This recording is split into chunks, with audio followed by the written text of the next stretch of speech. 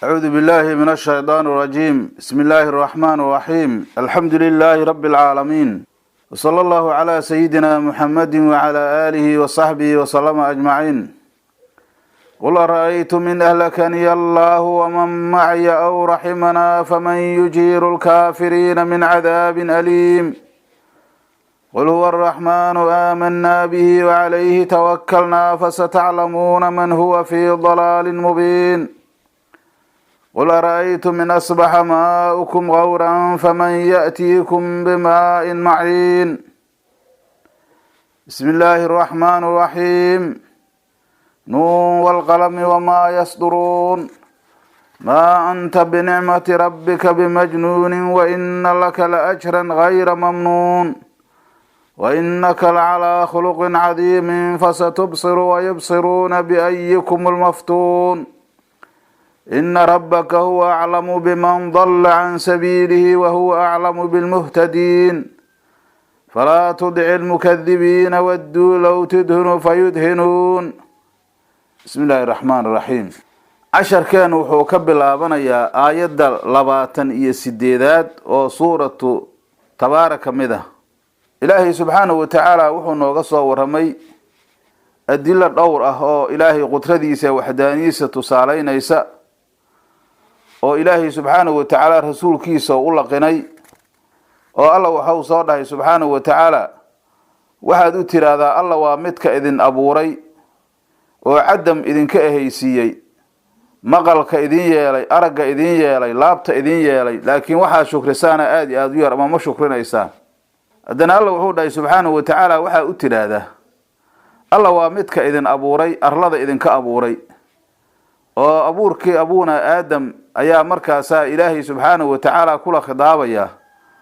Allah subhanahu wa ta'ala ayaa leedin celinaya oo idin xisaabaya. hadalladii mushrikiintu ay dhahayeen oo Ilaahay ka waramay bacsiga inkiraayo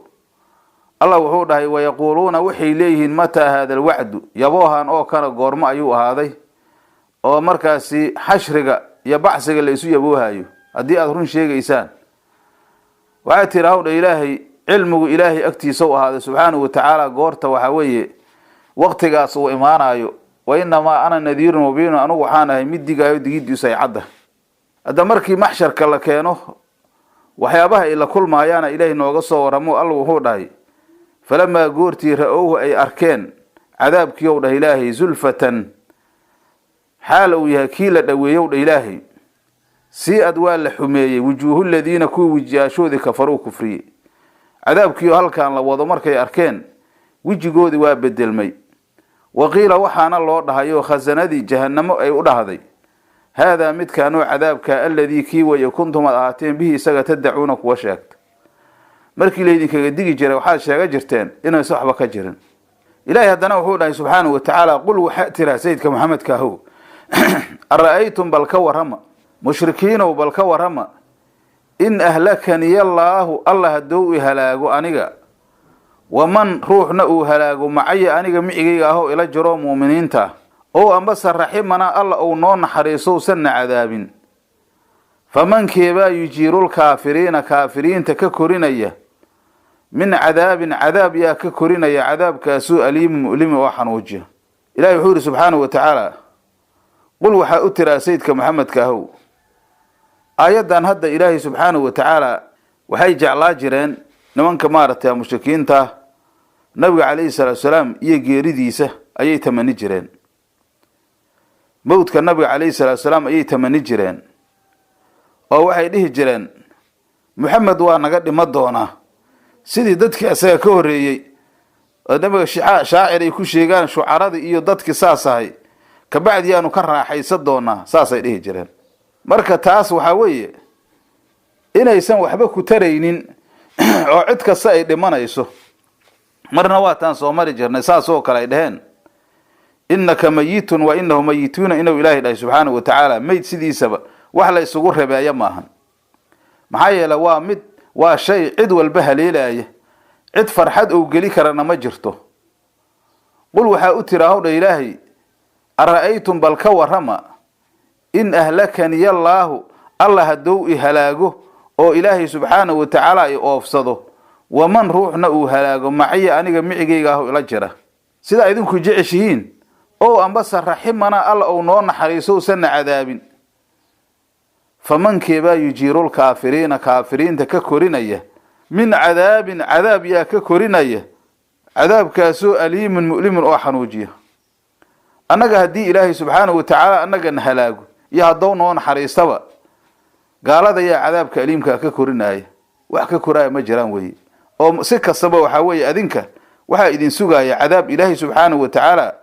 oo idin cadaabayo ayaa idin sugaaya oo ka dhalanaya kufrigiina weye haddana ilaahay wuxuu dhahay subxaanahu watacaala qul waxaa u tiraahdaa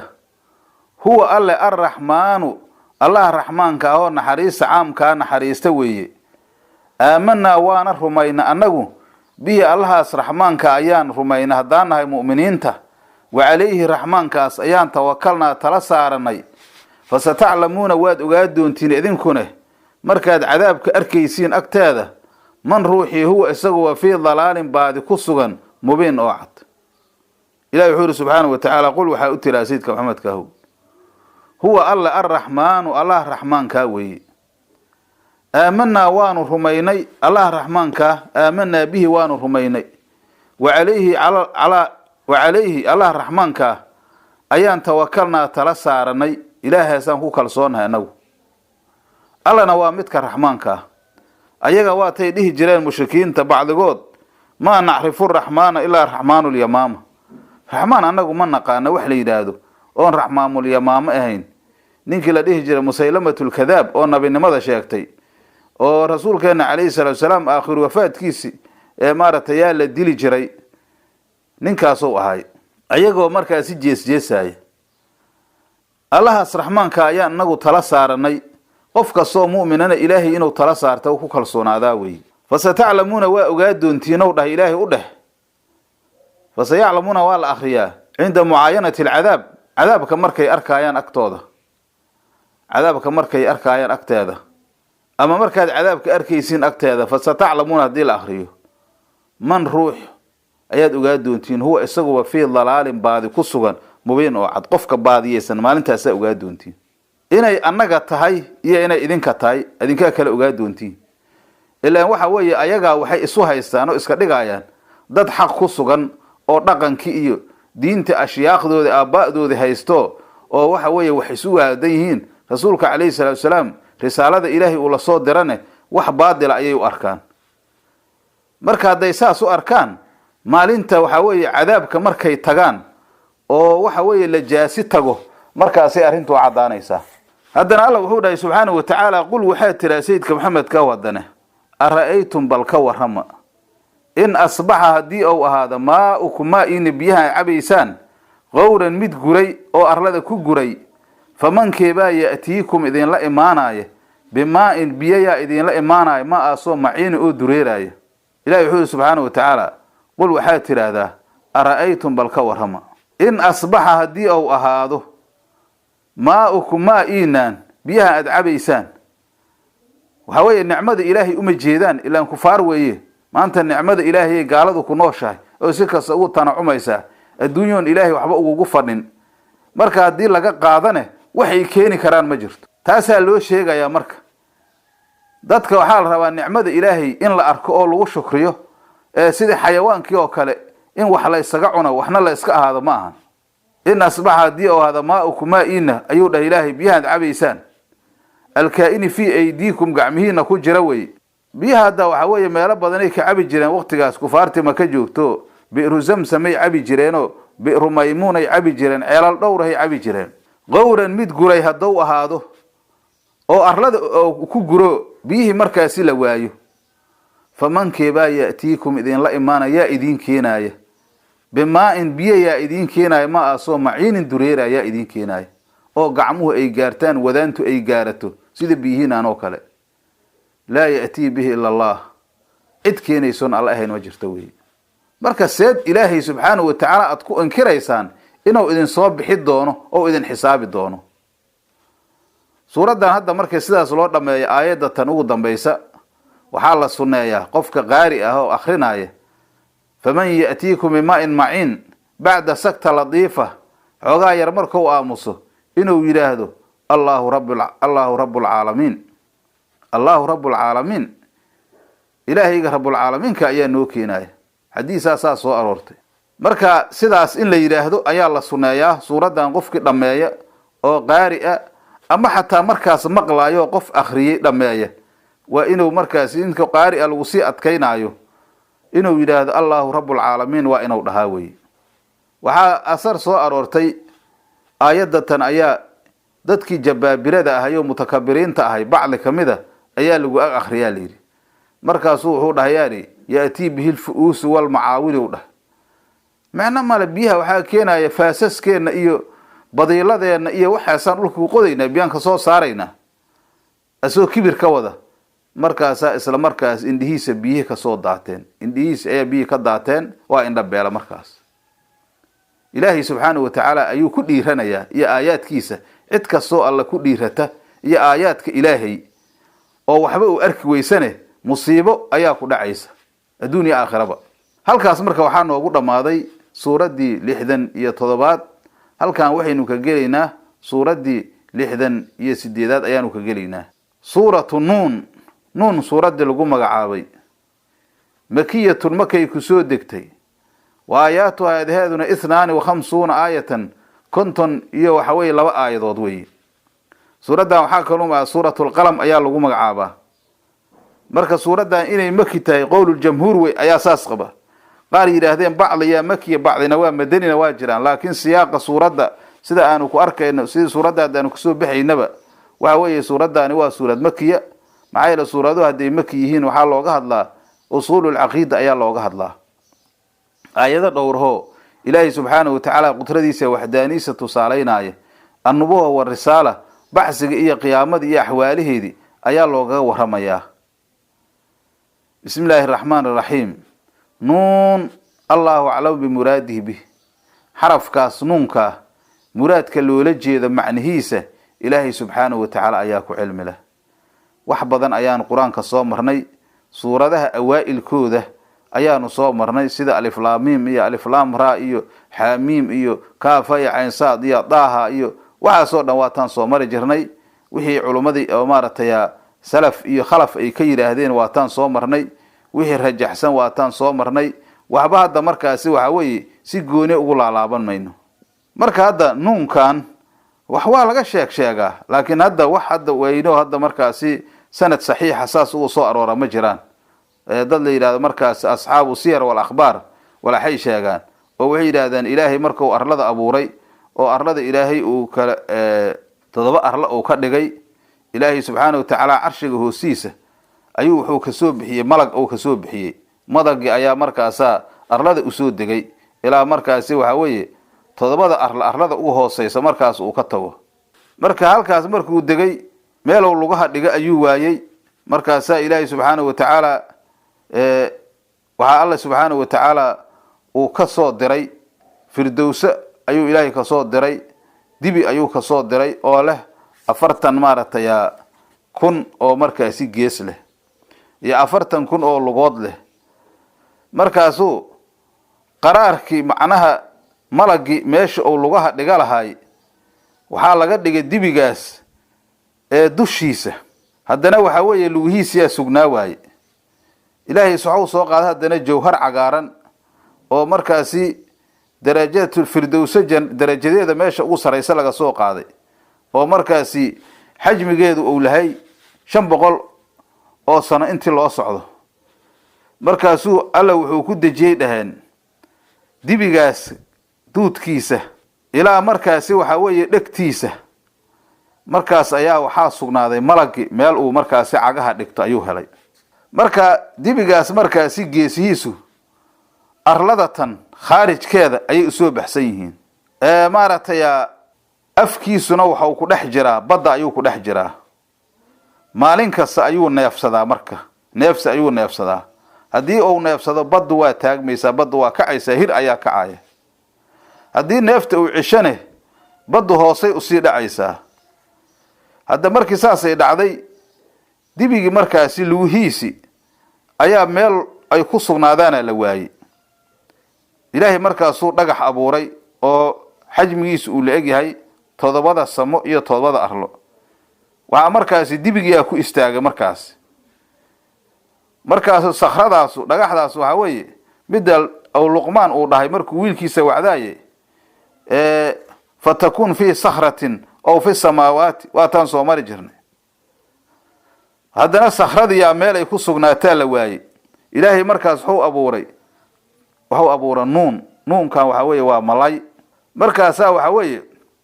dibigiyaa la hoos dhigay markaas waxaa la dhigay maaragtay dhagax ayaa markaas dibigi dushiisa la saaray jasadkiisi jirkiisi intiisa kalantoodna waxa weeye markaasi banaanka yaalin marka waxaa dhacday markaasi xuudki dabayl ayaa markaas dushiisa la saaray qudrada ilaahay ah markaas adduunyada dhamaanteeda meeshaas ay markaas ay saaran tahay ilaahay markaas wuxuu dhahay subhanahu wa ta'ala kuni fakanat sidaas ahaw markaas sidaas ay ku ahaatay oo markaas intaas oo isku rakiban ayaa markaas arlada tan ka hooseysa nuunkuna kaas way yiraahdeen laakiin ilaahay baa ku cilmi hadda taas waa iska maaratay bacd al-asr way ilaahay wuxuu subhanahu wa ta'ala nuun Allahu a'lam bi muradihi bidalika sidaas ayaa saxiix in la yiraahdo waxyaabahan kalantood waxa markaa la isku weerirsho maaha wal qalamki aan ku dhaarto dhahay ilaahay subhanahu wa ta'ala iyo wama ki yasduruuna ay sadaraynayaan ma anta matihi sayyidka muhammad kaahow binicmati rabbigaaga nicmayntiisa sababkeeda bimajnuunin mid waalan kuma tiidow dhahay ilaahay subhanahu wa ta'ala waa dhaaranaya Allah wuxuu dhahay subhanahu wa ta'ala wal qalamki aan ku dhaartay qalamkan waxa weeye kainaadka qalamkii lagu qoray waaye oo lawhul mahfuud lagu qoray wax kasta oo ilaahay subhanahu wa ta'ala maqaadirtiisa qalamka lagu qoray oo lawhul mahfuud lagu qoray qalamkaas weeye qalamka ilaahay subhanahu wa ta'ala uu ku dhaaranayo sida loo badan yahay ama se waxa laga yaabaa in qalamka markaas loola jeedaa ilaahay subhanahu wa ta'ala wal qalamki ayaan ku dhaartow dha ilaahay iyo wama ki yasduruuna ay sadaraynayaan macnaha waxa ay qorayaan malaa'iktu oo khayr iyo markaasi silaax iyo wax kasta ah iyo wama yasduruuna waxa ay sadaraynayaan maqaadirta markaasi ay soo qorayaan oo lawhul mahfuud malaa'iktu ay ka soo qorayso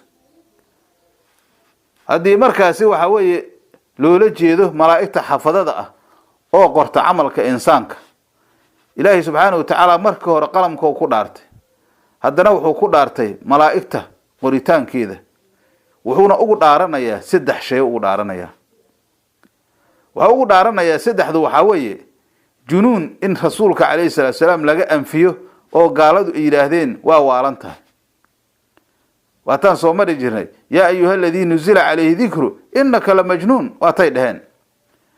إيا رسولك عليه الصلاة والسلام أجر إن لوصقه إيا رسولك عليه الصلاة والسلام على خلق عظيم دبي عدوي إنه كسوغيه مركا مقسم به أيا الله بشيئة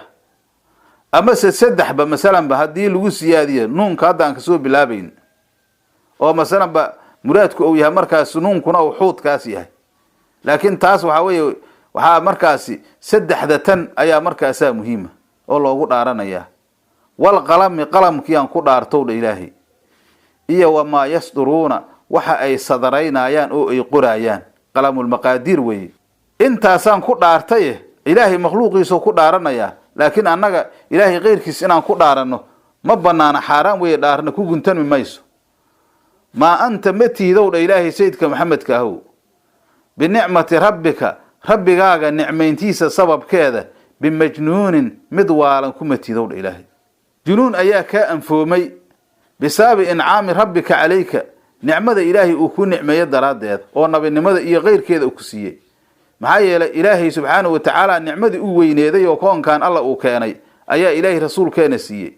nicmadaasina markaas inay junuun keento wax aqli galab ma ahan xataa laakiin waxa weeye acdaadaasu wixii wanaag hoo dhanba ma arkayaan cadawgaagu sidiisaba waxaad leedahay oo khayr uma jeedo ee meel kale ayuu ka hadlayaa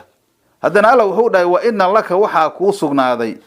la ajran ajr ayaa ku sugnaaday ajirkaas oo غير mamnuunin mid la goynaayo qeyrkiisa saddexdii waqti labaad weeytano wa inna laka waxa ku sugnaaday ilaahay sayidka xamoo iska leedahay لأجرا أجر أياكو سغنادي أجر كاسو غير ممنون مثل قوينا أي غير كيسة بل أجر كاغوا دائم اسكسعنايا من قؤايو حتى وحوي إلى أبد الأبد وي بلا إلى ما لا نهاية رسولك عليه الصلاة والسلام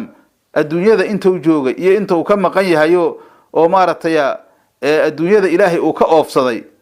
أجر كيسوا صعنا يا رسولك عليه الصلاة والسلام والنبي عليه الصلاة والسلام دائما يترقى في الكمالات درجة أو كمالات أيو نبي أترقنا أو آدية أو كصعدة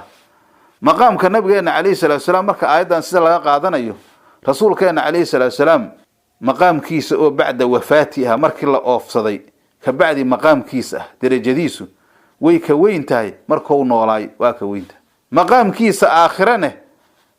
أعلى من مقامه في الدنيا مقام كآخره وكلية هنه وهو كسر رأيه مقام كالدنيا ذا وكلها سوتها رسولك عليه الصلاة والسلام درجة ديسو واسعنا يساهو وإن لك لأجر نور إلهي أجر أياكو سنادي غير ممنون أو أنقوين هذا مركز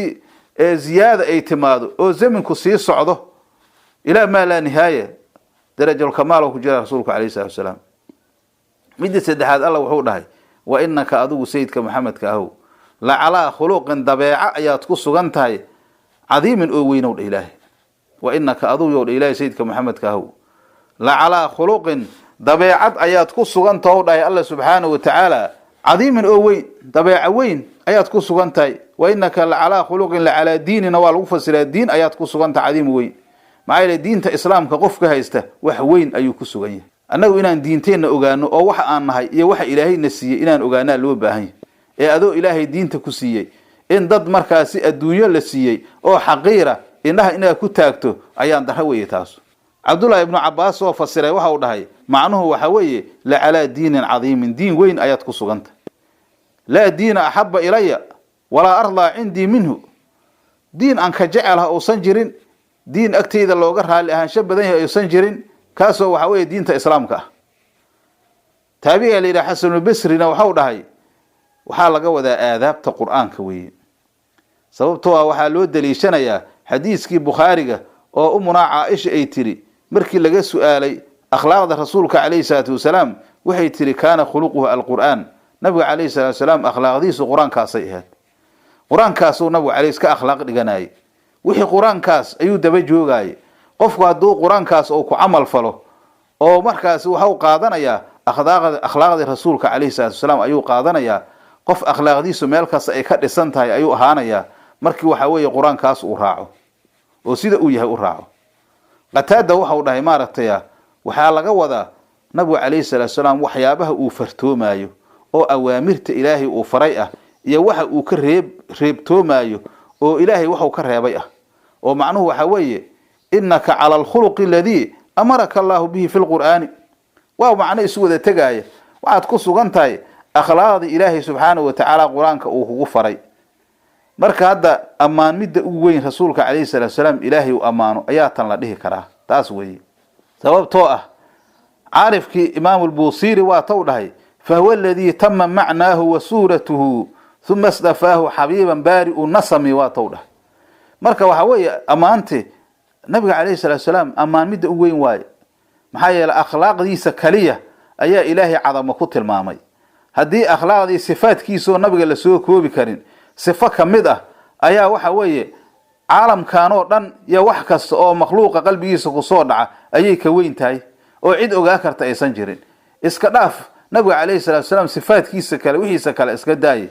akhlaaqdiisa cid maaratay ogaa karta aysan jirin maxay yeelay الله سبحانه وتعالى وهو عظمه كتلمامه أما كسر كتلمامه أما مارت يا إلهي وحو إلهي ساس كتلمامه وين كتلمامه وح مخلوقه أجاكر مجران الله عدنا وهو سبحانه وتعالى فستبصر واد أركضون تا سيدك محمد كهو ويبصرون أيقنا ويأركضون عن مشركينته بأيكم متكين المفتون كان لفدني يؤيه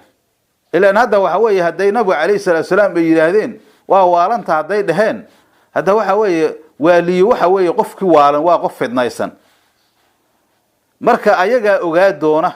oo waa u cadaa doonta hadda waxa way uma jeedaan laakiin markii waxa way moodka ku soo xaadiro oo xaaladaas galaan oo waxa weeye wax walba la hor keeno maalintaasay ogaa doonaan. dad fara badan ayaa waxa weeye adduunyada tan ayaa qaluubta gabka ah oo waxba u jeedin oo wixii wanaaga shar u arka, laakiin markii hadhow waxa weeye kashfiga laga qaado ayuu ogaa doonaa inuu baadil ku sugan yahay. ilaahay marka wuxuu dhahay subxaanahu wa tacaala fasatubsiru waad arki doontaa wayubsiruuna ayaguna way arki doonaan biayikum midkiina almaftuunu kan la fidneeyey u yahay. in markaasi adiga ay tahay iyo inay ayaga tahay iyo adiga tahay iga kala ogaa doona waana imaan doontaa taas. biayikumul maftuunu ilaahi midkiina la fidneeyey oo fidnadu ay ku dhacday ilaa nabiga calayhi salaatu wasalaam ayay inay fidnaysan yahay ayay markaasay leeyihiin ayagaana maftuuniin oo ilaahay fidna ku riday.